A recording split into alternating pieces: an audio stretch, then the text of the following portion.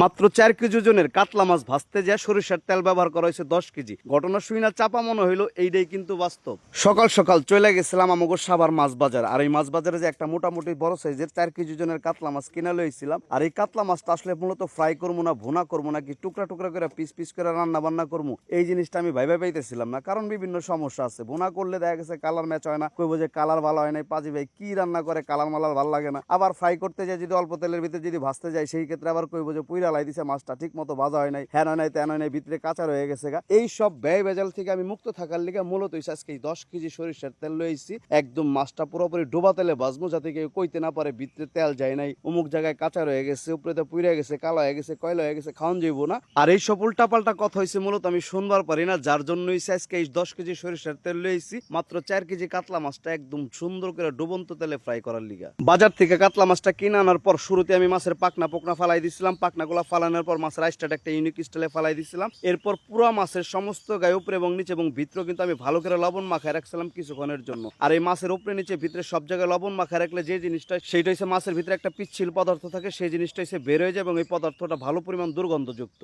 মাছের সমস্ত গায়ে এইভাবে লবণ মাখায় দুর্গন্ধযুক্ত পিচ্ছিল পদার্থগুলো বের করার পর সমস্ত মাছটা খুব ভালো করে ধুয়ে নিয়েছিলাম। আর সমস্ত মাছটা খুব ভালো করে ধুয়ে নেওয়ার পর ছোট্ট একটা ছুরি দিয়ে মাছের লেজ থেকে একদম মাথা পর্যন্ত, পেট থেকে পিঠ পর্যন্ত সমস্ত জায়গায় ছুরি দিয়ে ভালো করে ফালা ফালা দিতেছিলাম।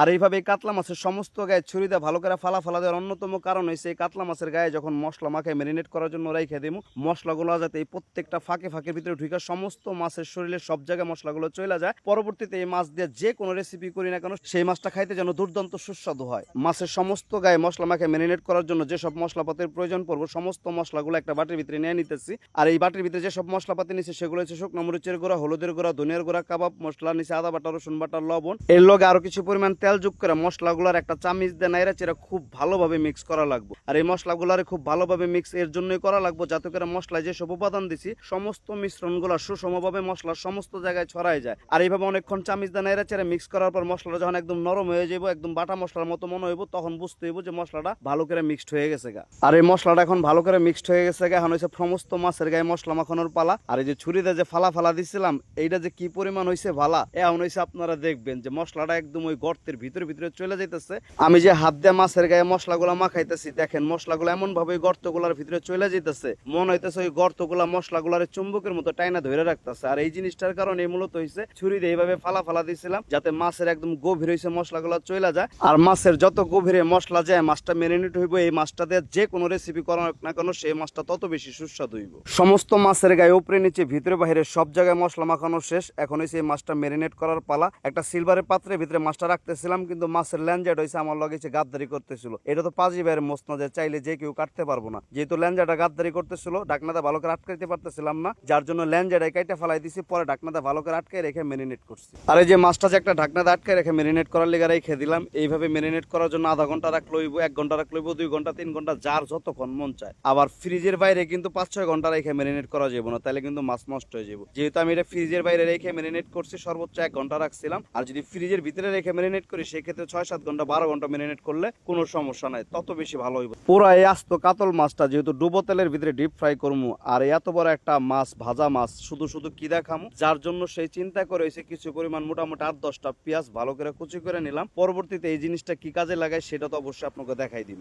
আর ভিডিওর শুরুতে কিন্তু কইছিলাম মাত্র 4 কেজি ওজনের কাতলা মাছ ভাজতে সরিষার তেল ব্যবহার করছি 10 লিটার। আর এই কথাটা শুনতে চাপা মনে হইলো, ঘটনা কিন্তু বাস্তব। এই যে প্রথমে দেখছেন 1 গ্যালন কিন্তু 5 লিটারের সরিষার তেল ঢেলে দিছিলাম। পরবর্তীতে আবার আরেক গ্যালন 5 লিটারের সরিষার তেল, মোট 10 লিটার সরিষার তেল যে কড়াইটার ভিতরে মাছ ভাজবো সেই কড়াইয়ের ভিতরে ঢেলে দিছি। আর এই কড়াইয়ের ভিতরে 10 লিটার সরিষার তেল ঢেলে নেওয়ার পর মিনিমাম 20 মিনিট তেলটারে খুব ভালো করে হিট করে নিছিলাম। এবং তেলটারে ভালো করে হিট করে নেওয়ার পর কিন্তু এই জায়গায় কিছু পরিমাণ লবণ ছিটা দিয়ে নিছিলাম। আর মশলা মাখানো ম্যারিনেট করা আস্ত কাতলা মাছ কিন্তু এই গরম তেলের ভিতরে ছেড়ে দিলাম। তার আগে কিন্তু আমি হেলমেটটা পরে নিছিলাম। আর অনেক জ্ঞানী গুণী ব্যক্তি আমার এই মাছ ভাজার সময় হেলমেট পরানে হাসাহাসি করেন, তাদের জন্য ভিডিওর এই অংশটুকু।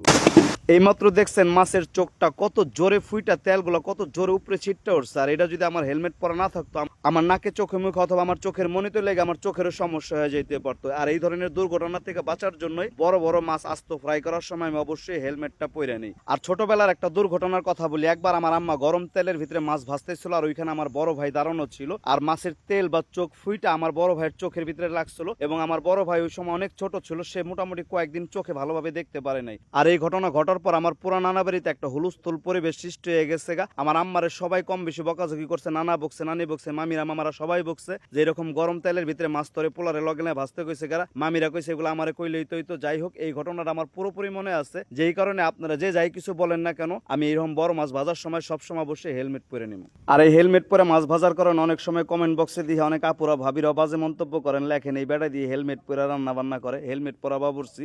সেই সব আপা এবং ভাবির উদ্দেশ্যে একটা কথা কই, বিভিন্ন প্রয়োজনে বিভিন্ন কারণে বিভিন্ন সময় হেলমেট পুরুষ মানুষেরই পড়তে হয়। আর এই আস্ত কাতল মাছটা ডুবো তেলের ভিতরে কিন্তু মোটামুটি বেশ খানিকটা সময় নিয়ে ভাইজে নিচ্ছিলাম। এই পিট করে ভাবছি, কয়েকবার উল্টাই পাল্টাই দিচ্ছি এবং মাছটা একটু উপর দিকে তুইলা দেখছি ঠিক মতো ভাজাইছি কিনা। এইভাবে অনেকক্ষণ ভাজার পর যখন দেখলাম যে মাছটা একদম ডিপলি ফ্রাই হয়ে গেছে, তখন আমাদের একটা চপিং বোর্ডের উপরে মাছটা উঠাই নিচ্ছি। আর ভাজা মাছটা ডুবো তেল থেকে উঠাই নেওয়ার পর কড়াইয়ের ভিতরে যে তেল ছিল মোটামুটি 95% তেলই কড়াই থেকে সরাই নিয়েছিলাম। অল্প কিছু তেলে জায়গা রাখছিলাম, আগের থেকে যে পেঁয়াজ কুচিগুলো করে রাখছিলাম সেই পেঁয়াজ কুচিগুলো সেই গরম তেলের ভিতরে ছেড়ে দিয়েছিলাম এবং এর সাথে যোগ করে দিয়েছিলাম মাছের গায়ে মশলা মাখানোর পর অবশিষ্ট যে মশলাগুলো ছিল সেই মশলাগুলোর সাথে যোগ করে দিয়েছিলাম। আর ওই জায়গায় যোগ করে দিয়েছিলাম আমাদের নিজেদের স্বাদ এবং রুচি অনুযায়ী পর্যাপ্ত পরিমাণ টমেটো সস, অল্প একটু পানি যোগ করে দিয়েছিলাম যাতে মশলাগুলো পুড়ে না যায়, ভালো করে ভুনা হয়। এবং সর্বশেষের সাথে যোগ করে দিয়েছিলাম মোটামুটি 1 পা পরিমাণ টক দই। আর এই সমস্ত মিশ্রণগুলো একটা কাঠের চামিচ দিয়ে ভালো করে নেড়াচেড়া ভুনা করতেছিলাম। আর ভিডিওর মাঝখানে একবার কইছিলাম যে এত বড় একটা আস্ত ভাজা মাছ আমরা তো শুধু খাইতে পারব না, শুধু এই ভাজা মাছটা খাওয়া সম্ভব না। যেই কারণে সেই ভুনা মিশ্রণটা তৈরি করতেছি। এই ভুনা মিশ্রণের সাথে মাছটা মিক্স করে যে কোনো কিছুতে যাতে ভরায় খাইতে পারি তার জন্য একটা প্রিপারেশন তৈরি করতেছি। আর এই মিশ্রণটা ভালো করে একটু ভুনা করার পর এর সাথে মোটামুটি পর্যাপ্ত পরিমাণ একটা পানি যোগ করে দিছি, যাতে করে এই ভুনা মিশ্রণের ভিতরে যে সমস্ত উপকরণ আছে এই সমস্ত উপাদানগুলো খুব ভালোভাবে রান্না হয়। এবং পানিটা যখন শুকাই যায় ভুনা মিশ্রণের ভিতরে তেল উঠে গেছে, তার মানে বুঝতে হইব আমাকে এই ভুনা মিশ্রণটা তৈরি হয়ে গেছে। এই ভুনা মিশ্রণটা তৈরি হয়ে যাওয়ার পর আগের থেকে যে মাছটা ডুবো তেলের ভিতরে ফ্রাই করে রাখছিলাম সেই মাছের সমস্ত গায়ে ভুনা মিশ্রণটা ঢাইলা দিলাম। অনেকক্ষণ বকবক করছি, এত পেঁচাল পারার সময় নাই, এখন হচ্ছে খামু। আপনারা চাইলে খাওয়ার ভিডিওটা দিমু।